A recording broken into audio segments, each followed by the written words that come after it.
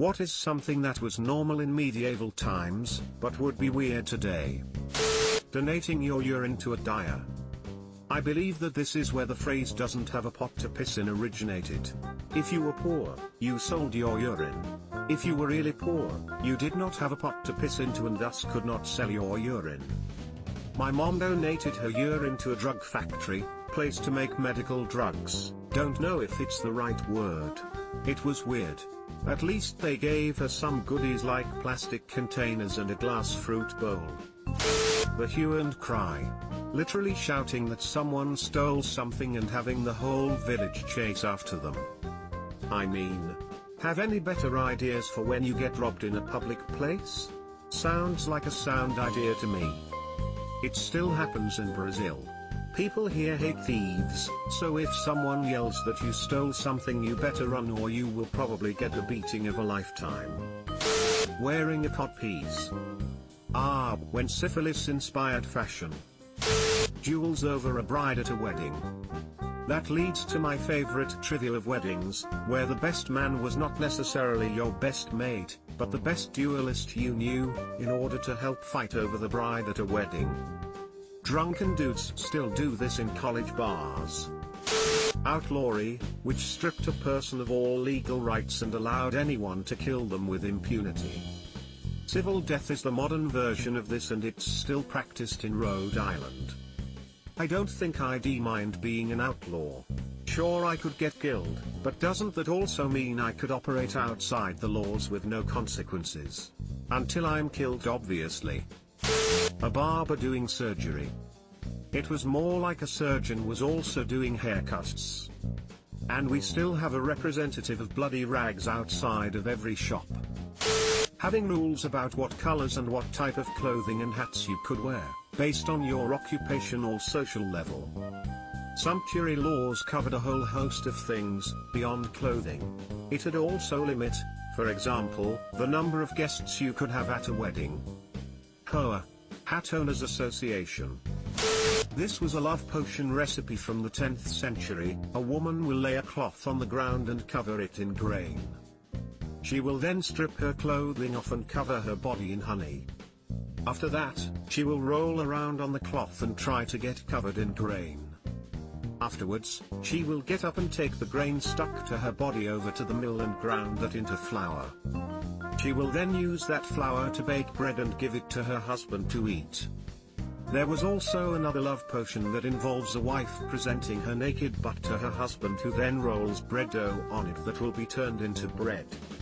In modern times, love potions still exist in the form of cam girls selling their bath water to gamers. Yeah. The royal ass wiper. Seriously. Someone would wipe the king's ass. And it was a respected position. The groom of the stool. And it wasn't just a respected position, it was a very powerful one. The one toucheth by thy holiness's shit shall be held in high regards. Throwing your shit out of the window. Nowadays we keep it securely locked inside. Guardy-loo. Fight instead of divorce. Why waste time on courts and child support? In medieval Germany, if a husband and wife reached a dead end on some important issue, they entered the ring. The rules, of course, equalized the forces of men and women.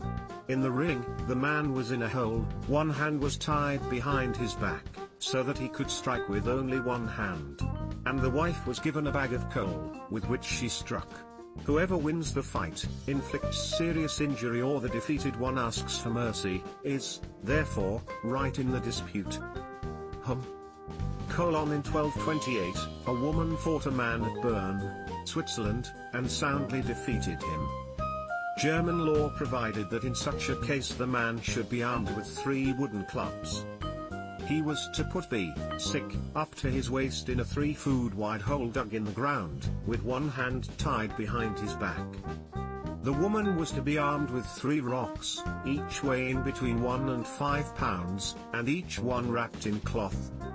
The man could not leave his hole, but the woman was free to run around the edge of the pit.